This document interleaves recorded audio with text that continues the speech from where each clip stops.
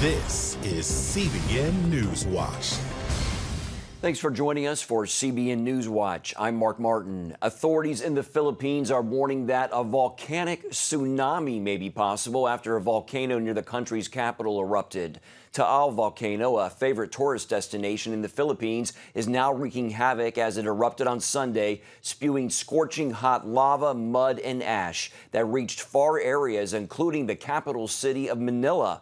Tens of thousands of Filipinos in the pathway of the volcano have fled their homes and businesses. CBN's Operation Blessing is on the scene and is among the first to respond to the needs of the evacuees. Lucille Tulusan has this report. Soledad Eugenio and her husband shared their frightening experience when the Taal volcano erupted and spewed rocks and mud towards their village. Their home is just a few yards from the lake surrounding the volcano. Soledad says the tremors were very strong. It felt like our house would collapse. We did not want to leave our house and animals, but the police came and forced us to evacuate. Soledad and her husband are among the tens of thousands of villagers who had to flee to evacuation centers as Taal volcano, which is one of the world's smallest volcanoes, continues to erupt, spewing lava, mud, and heavy ash over many towns, reaching even the capital city of Manila. Operation Blessing Philippines responded right away by distributing much-needed dust masks and food packs. The president of the humanitarian arm, Peter Kairos, was also present to look into the needs of the evacuees. Actually, today we're doing an ocular to determine the needs of all the people here. And what was told us, the number one needs are mats, and then blankets, slippers, diapers for kids, and then personal hygiene kits, which Operation Blessing will start to bring every day this whole week to do relief work amongst the people here. Kairos also blessed the people by praying for them. This is Grandma Christie, and she said that they were picked up by an ambulance. She and her grandchildren, 5 of them, and they are now here lining up. They are receiving food packs and also clothes. And somehow this will alleviate their very difficult condition here at the evacuation center. Operation Blessing will continue to bring much-needed relief and medical assistance in the days ahead, as more explosive eruptions are expected. Lucille Tulusan, CBN News, Batangas, Philippines. And now to Iran, where protesters have been demonstrating against the regime for a third day following the shooting down of a Ukrainian airliner last week. Video posted on social media Monday reportedly shows students in the city of Isfahan and Tehran chanting "Clerics get lost," while in a suburb of the capital, protesters can be seen tearing down banners of Qasem Soleimani, the top Iranian general assassinated by the United States recently. In other cities of Iran, crowds called for Iran's supreme leader Ayatollah Khamenei to step down after the government admitted that it had mistakenly shot down the Ukrainian airliner with 176 people on board. Demonstrators have squared off with police in several cities across the country as pressure continues to mount against the Islamic regime.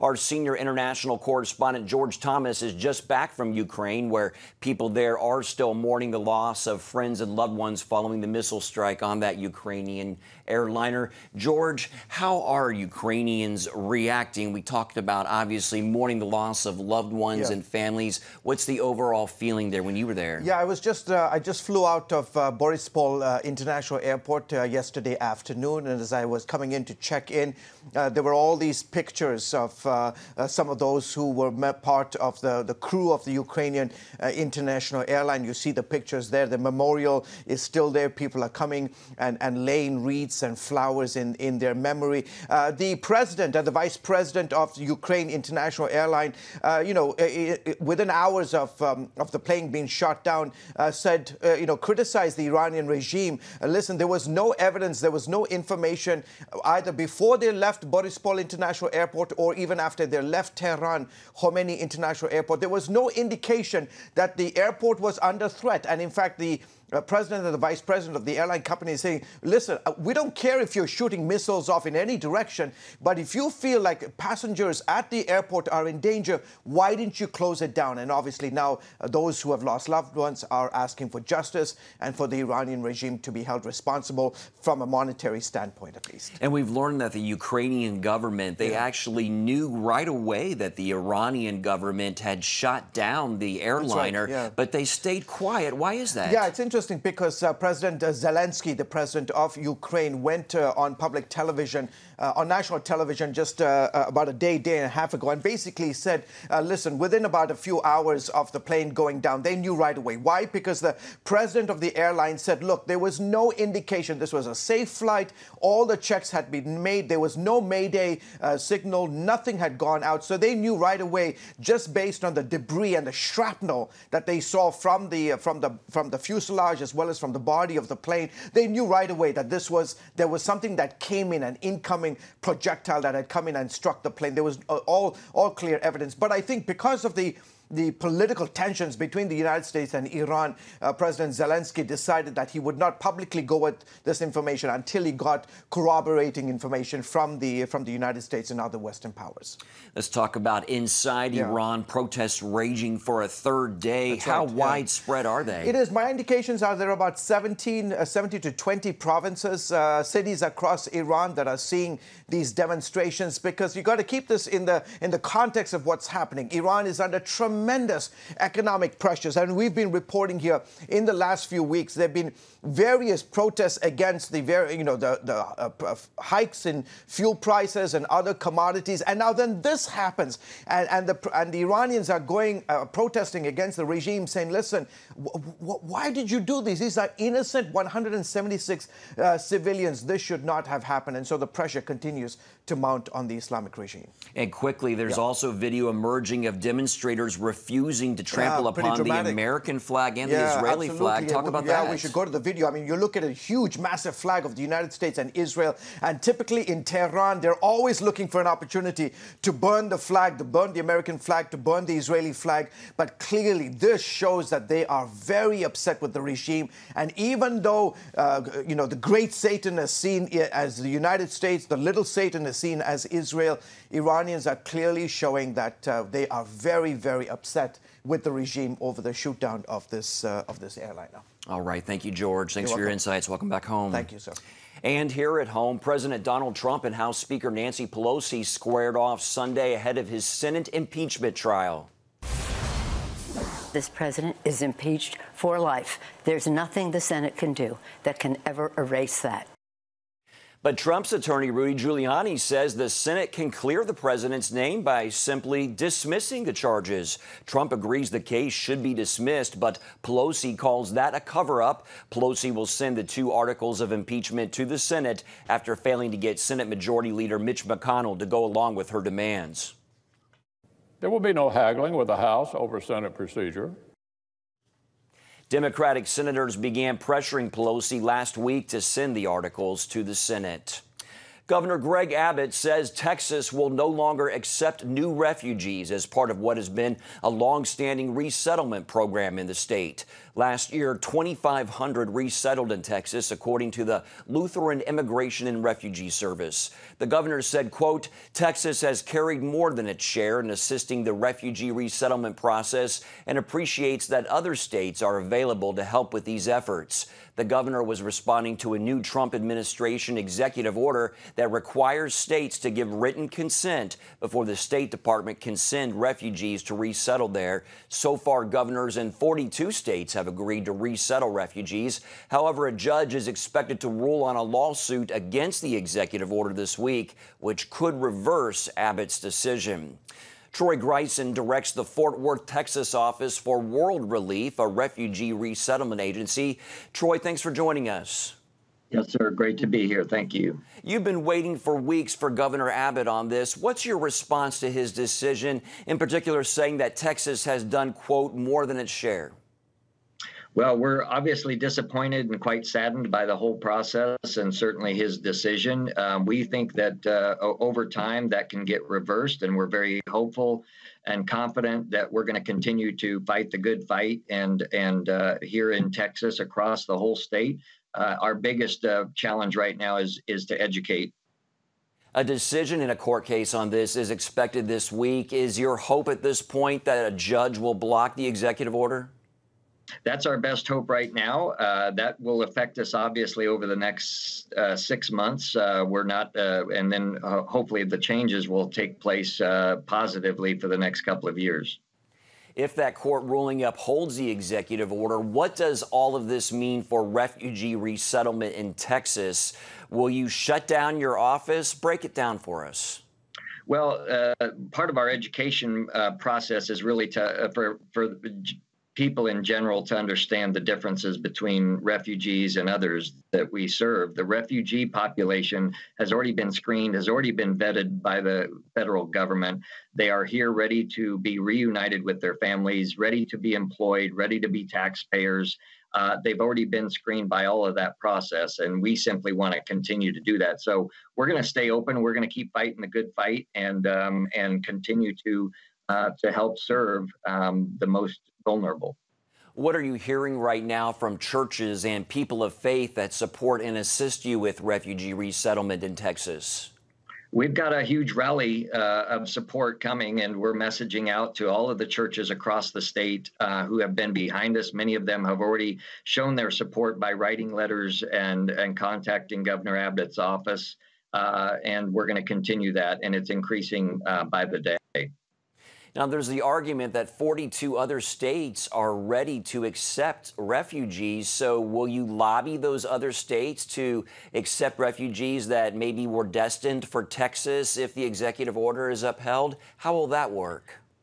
Well, any one of these states that has already been released and approved, that's simply the entry point that the U.S. designates for them to enter into the country. So we're going to definitely work closely with all the other states that have already been approved, and we're confident that the remaining 8 or so will also positively respond. Okay, Troy Greisen with World Relief. Thank you for your time today, sir. My pleasure. Thank you. In other news, tornadoes over the weekend tore through the South. The National Weather Service said a tornado packing winds of at least 134 miles per hour ripped through Alabama Saturday. 3 people were killed. Residents were just given access to their homes yesterday to assess the damage. And that same night in South Carolina, an F2 tornado swept through part of that state. Officials say the twister did extensive damage to a high school, as you can see there, its gymnasium, athletic fields, and more than 24 parked school buses. Coming up, we'll tell you about a shocking article that suggests there's ways women can give themselves abortions at home.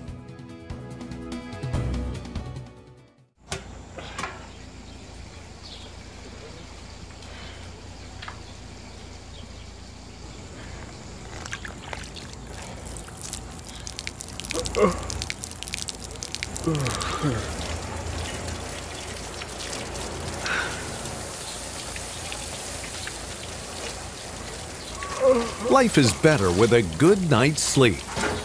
Get your free DVD or booklet of Protect Your Sleep as the world watches from the outside. It's a big diplomatic tug of war here in the Middle East. Go inside the story with Jerusalem Dateline. Israeli archaeologists are talking about a discovery that could change the thinking about the Temple Mount. Join CBN Jerusalem Bureau Chief Chris Mitchell and get the biblical perspective on the events shaping the world. What starts in Israel then ends up going to other places. Watch Jerusalem Dateline Friday night at 9:30 on the CBN News Channel.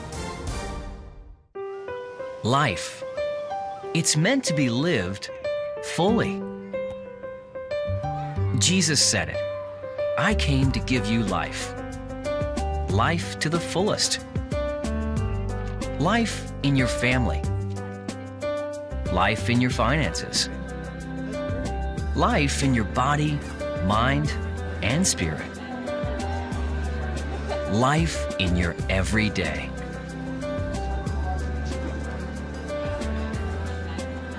At CBN.com, we're taking what Jesus said seriously.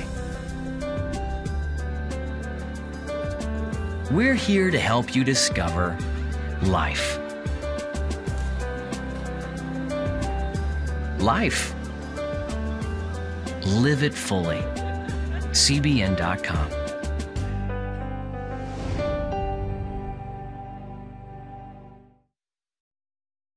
A secular Jewish magazine has published an article with instructions on how to perform an at-home abortion. The piece opened with the authors saying, for as long as people have gotten pregnant, people have given themselves abortions. FaithWire's Dan Andrews spoke with our Heather Sells about this story. Dan, Jewish Currents is the magazine, and it's considered progressive. They're basically telling women to obtain abortion pills on their own from a pharmacy and not use a doctor, which seems like the opposite of the abortion rights movement, which has touted safety for women. How do you make sense of this? Well, you can't really make much sense of it at all, especially from a Christian perspective, but it appears that this magazine, which has apparently been around for a while, I'd never heard of it until this story popped up, but they have a disclaimer on the page there, an advocacy tab that says, get involved in the campaign to destigmatize abortion. So it seems to be part of their agenda to try to make abortions more normal. What are you seeing as far as the response to this? I'm assuming that abortion supporters think that this is just a great article, or are they? Well, yeah, it's pretty much split down whatever side of the aisle you're on. If you're pro-choice, you're cheering this. If you're like our readers on our website, they're appalled by this. And some of the things that they advised in this piece are really quite shocking. It really portrays it as just, hey, if you're at home having some potato chips and a ginger ale, you may as well go ahead and have an abortion as well. It's just that easy. That's sort of how they portray it. They even tell people to go ahead and, hit up their vet for the medicine if they're having a hard time getting the medicine from a doctor. They're promoting deception and lying in order to get this done. So, but it seems to be split, from what I can tell, down party lines. Do you think this is a new direction for the abortion rights movement, or is this just some particular idea that this particular magazine had? I think, honestly, it's a logical conclusion and a logical end to the rhetoric we've been seeing recently and increasingly from pro-abortion advocates, which is trying to normalize this. Safe, legal, rare used to be an argument that all sides would, or that the left and the pro-abortion crowd would champion, but that's no longer the case. So I think it is part of the trend that they're realizing the contradiction there, that this is the ending of a human life. Now we're either going to just own it or move away from it. And it seems that they've decided to own it and double down on it and try to make it okay. All right. And Dan, what is coming up tonight on FaithWire's Faith versus Culture? Yeah, we are going to be talking about, your heart change versus just changing behavior. As parents, when we're trying to raise our kids, can be very easy to get in a habit of just teaching them behavior. So we're going to talk about getting to the heart of matters from a Christian perspective tonight on Faith versus Culture. Well, that sounds good. Dan Andros, thanks for your time. Thank you. Coming up, why the violence in South Africa continues to rise. What people there say is making it worse. On October 1st, 1961, history was made when a tiny station began transmitting the first signals of the Christian Broadcasting Network. CBN, the Christian Broadcasting Network. And now, a new era has begun with the all-new CBN News Channel. Just moments ago, the Iron Dome intercepted an incoming rocket right on the Gaza border. Administering in this area, spiritual warfare is definitely involved. A 24/7 news network, bringing you the news you want from a source you can trust. In Kenya, 40% of the medical services are actually provided by these Christian hospitals. Let's talk about the economy. Believers here are joining together to win people to Jesus Christ. All your favorite shows now in one place. Go to CBNNewsChannel.com to find out how to get the CBN News Channel on your TV all day, every day. CBN News.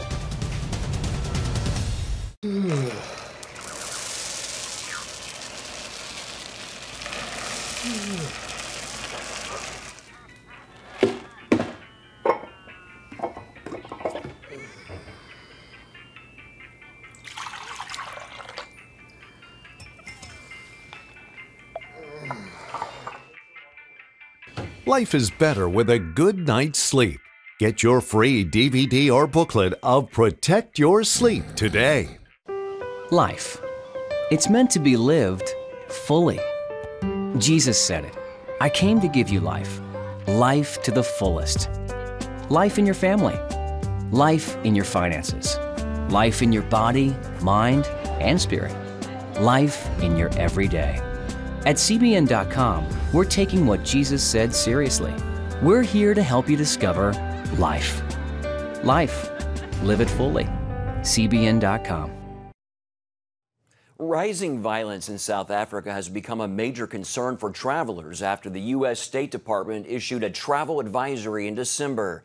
But it isn't just petty theft that's the problem. Some South Africans say the government itself is encouraging the lawlessness. Chuck Holton has that story. South African farmers Mariandra Hunis and her husband John were asleep when the 32-year-old mother of three woke up to a scary sound. I heard what the police explained to me afterwards was the cocking of the gun. And as I sat up straight, the two attackers were standing at my feet with a gun pointed at me, and they started screaming. And my husband woke up, and we calmly explained to them that we don't have money in the house, but they can take anything they want. They shot Johan 5 times right next to me. The men executed her husband in cold blood, but they weren't finished. So when they demanded to take me downstairs, we had a little struggle. I refused because I know if they take you aside, they normally rape you and then you get killed. So at that point, my little girl put her hand up and she said to them, "You want money? I've got money. I have a piggy bank. You can take my piggy bank. Just leave my mommy alone." Inexplicably, the men left without doing any more harm or robbing the house. Another brutal murder in a series of attacks on predominantly white farmers in South Africa, which some say are being encouraged by the government. We have very senior, prominent political leaders who publicly sing songs about killing farmers. Ernst Roots heads AfriForum, a civil rights organization based in Pretoria. They would say, well, this minority community, they have all the wealth. It's because they stole everything from you and they exploited you. Your chances of being murdered if you're a commercial farmer is twice as high as if you're a police officer in South Africa, which clearly shows that there's a very serious problem. Now, farmers and businesses are forced to hire private security companies for protection. Ian Cameron leads one such team. We make sure that our community structures and that our members in the region, that their property is kept safe and that we make sure that, for example, their farms aren't burned down. In the last week here, several farms were set on fire and we need to make sure that doesn't happen.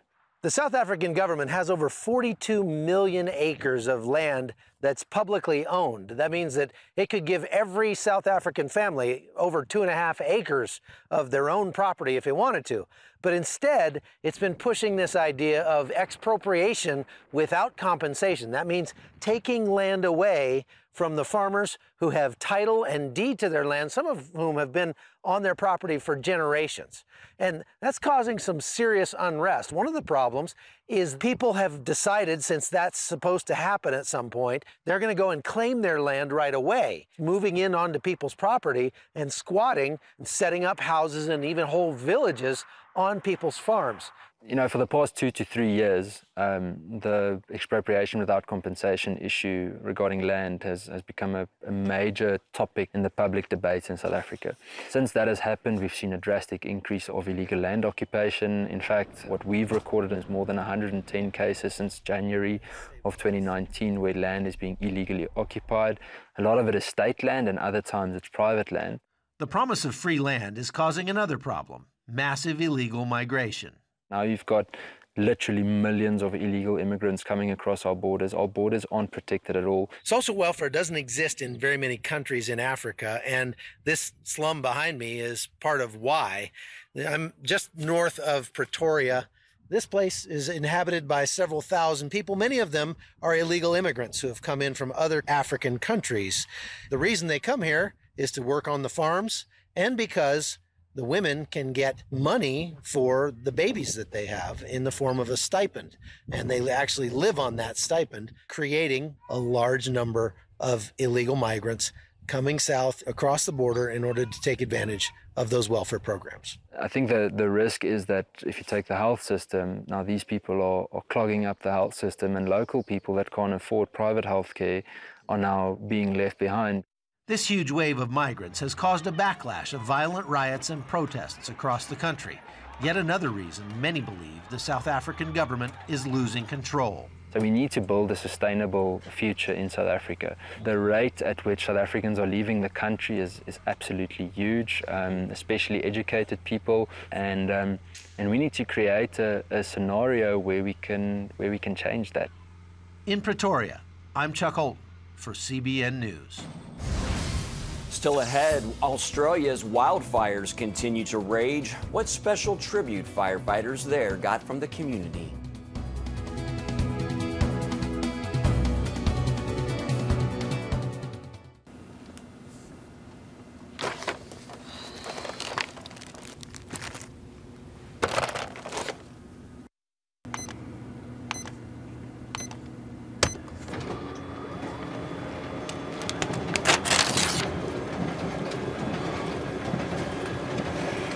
Life is better with a good night's sleep. Get your free DVD or booklet of Protect Your Sleep today. I'm Ephraim Graham, and this is Studio 5. Cruise with me as I discover the good things happening in the world of music, sports, television, and movies. The fact that Ryan Coogler was going to be directing the film, I knew that something special was going to happen. We'll chat with artists at the forefront of entertainment and explore the connection between popular culture and faith. I asked my pastor, I said, well, does that mean I'm supposed to be a preacher? He says, well, no, you already have a pulpit. Watch Studio 5 Wednesday night at 9:30. Remember for a moment what it was like to be a child.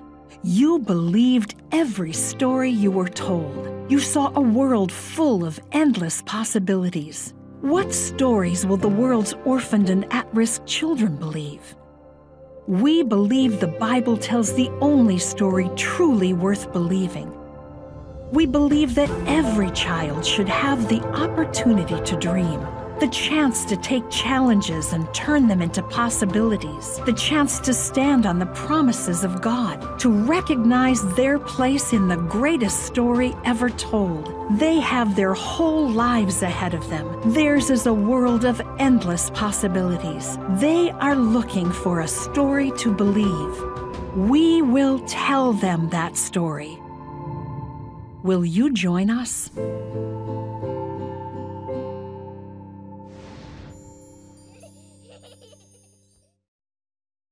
Welcome back. The Sydney Opera House honored Australian firefighters over the weekend. On Saturday, the Performing Arts Centre illuminated its sails with images of firefighters battling bushfires across the country. The Opera House said in a tweet that they not only wanted to thank firefighters, but also wanted to send a message of hope and strength. They also said they will be co-hosting a comedy gala fundraiser in March to benefit communities affected by the fires. Good for them. That's going to do it for this edition of CBN News Watch.